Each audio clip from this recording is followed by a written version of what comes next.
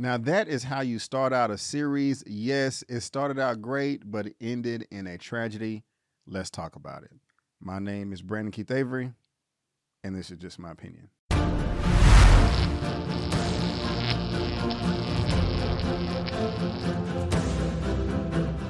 Hey everyone, welcome back to another episode of Just My Opinion for my Welcome to Chippendales Season 1 on Hulu, Episode 1 titled An Elegant Exclusive Atmosphere. Indian immigrant Soman Steve Banerjee works at a gas station and spends his nights dreaming of being the next Hugh Hefner. A chance encounter with a centerfold and her promoter husband sends his business career in a new direction. Guys, I just want to let you know that this is going to be a spoiler-filled recap. I'm going to spoil this episode up, down, left, right, in, and out, as if you already seen it. That is your warning. And if you happen to like the video, please go ahead and give me a thumbs up, subscribe to the channel, and please click the little bell so you can be notified every time I do make uploads. But guys, if you was wondering how the legendary Chippendales franchise, the strip club for ladies, got started, this is the show for you. And your boy Kumail Nanjiani is doing a great job. But just starting out the episode, I'm really fascinated and happy that this was cast with Kumail Nanjiani. He's a great actor, and we're just kind of getting his early life and how he got started as he's a manager at this convenience store. It really sucks that he's being bullied by customers. I mean, people are really bold. I was just saying to myself, please kick them in the face, kick them in the balls or something, call the police. It did make me uncomfortable when he was taken advantage of this way and he did not fight back. I don't know if that's what he experienced his whole life, but I'm just like, come on, man, you can't just go out like that. You know, you got to do something. But at the same time, I am kind of glad that he threw the sandwich at him. I was like, okay, hey, he's not just a pushover. He's not just going to take that. You know, it seems like he's going to stand his ground, but he didn't. He just got the beer poured all over his suit, and it really sucks. And I just hate it when people are being taken advantage of. But you can tell he has some drive the way he's looking at this name. It kind of reminds me of Luke Skywalker in Star Wars 4: A New Hope as he's looking on the horizon. I don't know why I just thought about that randomly, but I did see some similarities there. But he's trying to move to California as he's cleaning up his suit right here. And I have to say, I do have a lot of respect for the man and how frugal he is in saving his money. I mean, all he does is sleep and work and sleep, and that's all he does. I mean, he says that he has no social life to speak of whatsoever. He works 70 hours a week. His boss pays him $2.60 an hour. Times 70 hours a week times 52, and that was 55 something thousand, and he saved $44,155, I believe, and saved 90% of it. That's what's up right there. I mean, of course, that was a lot more money back in 1979 than it is today in 2022, but that's like, he did that for like 4 or 5 years. So already into this first episode, I did have a bit of respect for him because he was able to just save his money and grind and just set a goal like, okay, hey, we don't know much about him now. I'm assuming that he's coming from India, and that is where he's from, but he has a goal. He came to America. He's been working at this gas station for the longest, for all these years, but he has dreams, and he changed his dreams. He was like, I don't want a gas station anymore. I want to be like Hugh Hefner. I want to open up a club, and that's what he did. And I just have a lot of respect for people that do that, that can keep their head low and just do what they set out to do to accomplish their goals. So big mad respect to him right there. And it's kind of funny that his boss was like, dude, what are you going to do? You're managing one gas station right now. I'm trying to get you in charge of 7. But he was like, no, I don't want it. I got goals to make,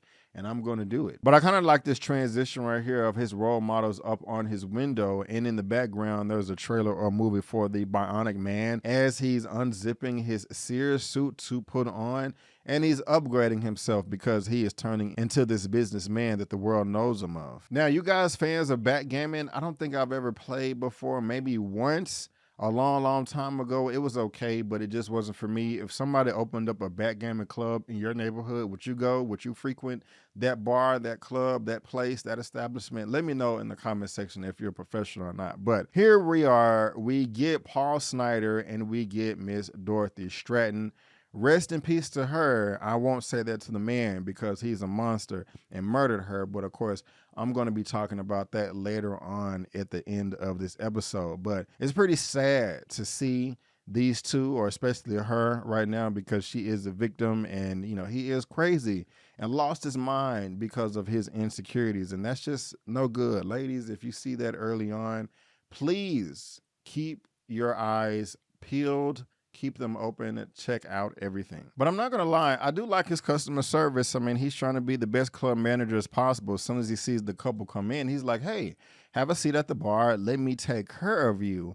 And your boy Paul is being very, very honest. And I do like Steven, the fact that he is trying to take advantage of every opportunity that is presented to him. He sees that this man is a club promoter, is a pimp. And they don't call him a pimp in this show at all. But if you look up some information on him, it calls him a club promoter and a pimp. But Steven sees a window of opportunity and is very willing to go into business with this man that he does not know. And that's just not the smartest thing. I mean, I'm not a business expert as well, but at the same time, I would like some type of reference. But you know, he put, I don't know how many thousands of dollars in this club. He had 44,000 saved. I don't know if he invested all of that, but at the same time, this man was just willing to give up 25% of his company blindly to a stranger.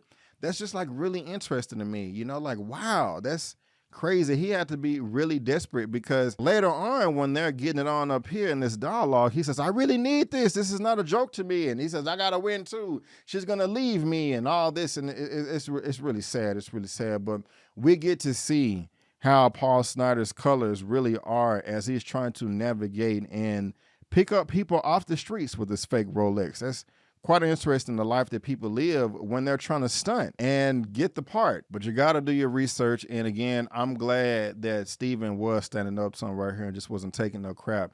He knows that he can't do it by himself, but he's like, you know, hey, it is what it is. Your 25% is now going back down to 5%.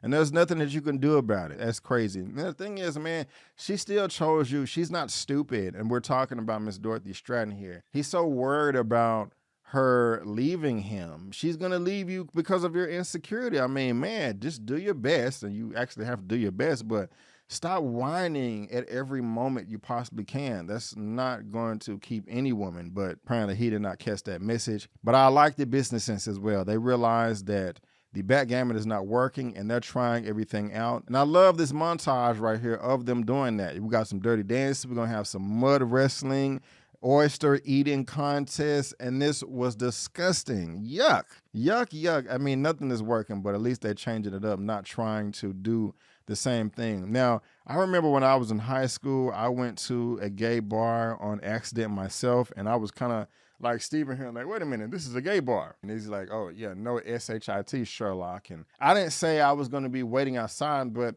I showed up. I was with a friend. It was my homegirl. She was gay and she was very attractive. She was like, hey, Brandon, you want to go to a bar? I knew she liked women.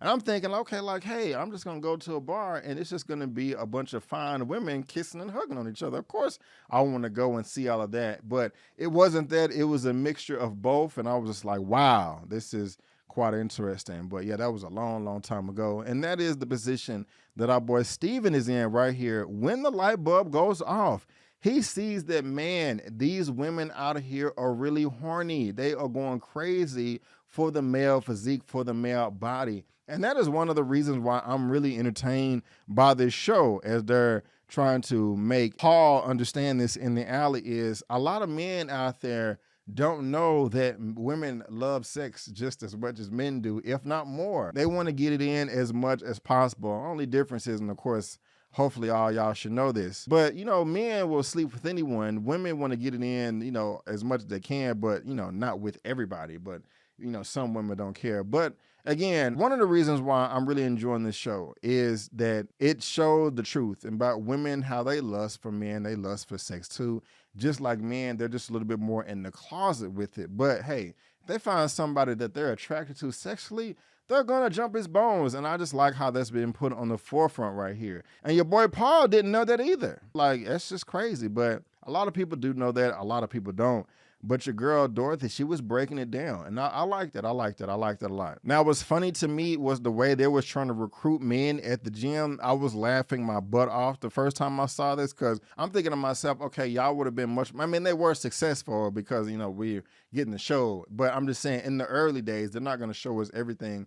I was laughing, saying to myself, okay, y'all would be much more successful if you have a woman that is going with you trying to recruit men. You know, like, I don't know. I mean, you got to remind you, this is in 1979. This is the first of its kind. So two men, a white man and an Indian man in a suit, a white man and a brown man talking about, hey, you want to make some money stripping for women?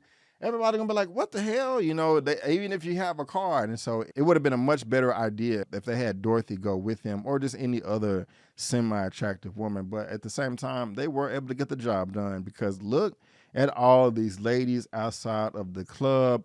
They are ready to get their pound on. And hey, you know, that's just quite funny to me. And these are the early days. Paul is the MC/DJ, and these ladies do not know what they're in for. And there's not much choreography or organization going on, but it's the early days and they get the job done. And it's quite interesting. These ladies keep coming up. It's only $4 to see these men shake that groove thing. It seems like a pretty good deal for them. And that's just kind of hilarious seeing all of them go crazy. Now, here is your introduction to Nick DeNoia, played by Mr. Murray Bartlett. Another show that he is playing in right now is The White Lotus. I don't watch the show, but I've heard pretty good things. But he's like, hey, let me go check this place out in professional curiosity. And I'm not mad at him. And the thing about it is, Steven coming up talking about no men allowed. And I understand where Steven is coming from. You do want to keep a certain crowd, but at the same time, he is bringing women in the club. So he's bringing you money. But this is just a lesson to be learned right here, people. You always need to be polite to everybody you meet, no matter what, because you don't know who they are. And this dude ended up really helping him out a lot for the better. And he almost gave him the boot. But I like that. He's like, yo, the establishment is crap.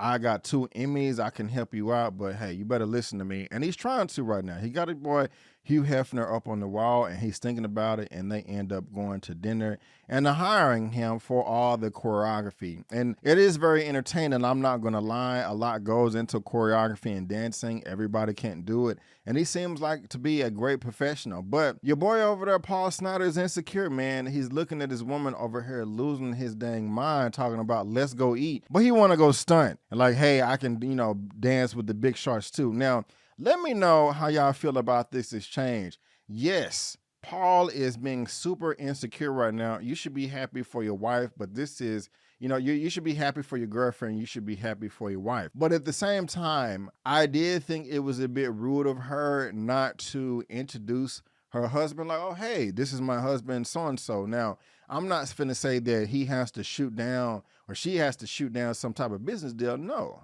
you don't do that at all. I mean, get the bag, get the money. I thought she could at least introduce her husband to the man, but apparently she did not want to. Now, some people may disagree with that. Some people may say, well, hey, she shouldn't have gone over there at all. I don't know. Y'all let me know. But I'm not going to lie. I do feel that your boy Paul does want to sleep with her. I mean, it would be a rarity if he doesn't. I don't like the delivery of Paul trying to get that point across, but he does have somewhat of a point saying this is how this works, but he should have enough faith in his wife to where, hey, she loves me and she's not going to step out on me. If not, y'all need to, you know, of course, this is a true story and it didn't work out. He ended up killing her, but still, I mean, in a general sense, that's just, you know, not the way you want to do things. And it's really, really sad. But he's very irate and vocal about it. And she storms out of there and goes back to the club and realizes that he's been demoted. And I don't blame him because he's acting crazy. You don't need, I mean, nobody wants to work in that environment where you're pulling up in a parking lot, kicking over trash cans and fixtures and stuff, screaming, fucking bitch! Oh my gosh, she's a slut, she's gonna sleep with him. Do I have to explain everything to you, Steven? I mean, nobody wants to be around that. Now, your boy Steven can communicate better. He should have been the one that told Paul himself, like, hey, we're changing up some things. I'm bringing in a new MC.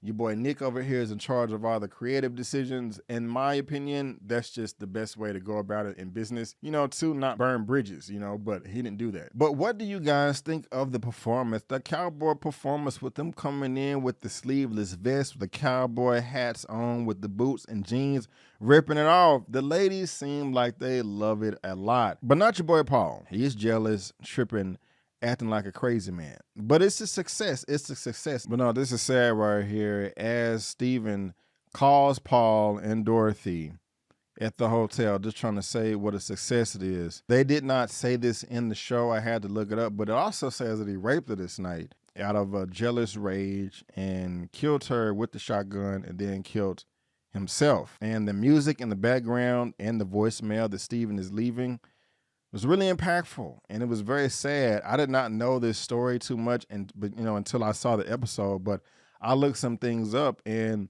the beginning of this started out great, but ended in a tragedy, and that's just so unfortunate, especially with the way he was looking at the window here, just so proud of his work, his accomplishments, but his partner murdered his wife, and that's just unfortunate that she's not with us anymore. But her name is Dorothy Ruth Hogan Stratton. Known professionally as Dorothy Stratton, was a Canadian Playboy playmate and actress. Stratton was the Playboy Playmate of the Month for August of 1979 and Playmate of the Year in 1980, and appeared in 3 comedy films and at least 2 episodes of shows broadcast on American network television. She was murdered shortly after starring in the movie Galaxia at the age of 20 by her estranged husband and manager Paul Snider, who committed suicide on the same day. It's really unfortunate that after her death, it motivated them to make a movie titled Death of a Centerfold, the Dorothy Stratton story that came out in 1981, biography drama, 1 hour and 40 minutes. And there is a famous actress who plays the character. Miss Jamie Lee Curtis plays Dorothy Stratton. And I haven't seen this film, and Bruce White plays the husband. But with this name right here, Jamie Lee Curtis, I'm pretty sure it's good. Hugh Hefner, played by Mitchell Ryan. I haven't seen this. I am interested in seeing it, but if you have, please let me know your thoughts down in the comment section. And just a little bit on Paul Snider. He was a Canadian nightclub promoter and pimp who murdered his estranged wife, Playboy model and actress Dorothy Stratton. And, it's just really sad. It says that he met her when she was in high school, and he groomed her to be his girlfriend, which is quite disturbing if you ask me. But it goes on to say that he is the one that sent the professionally taken nude photographs to Stratton, to the Playboy Mansion, and she was chosen that year.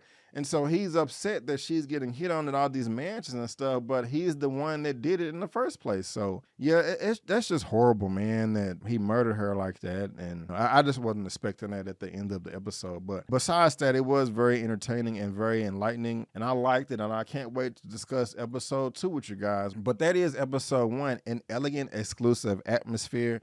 You guys let me know what you think, and if you are looking forward to the rest of this season.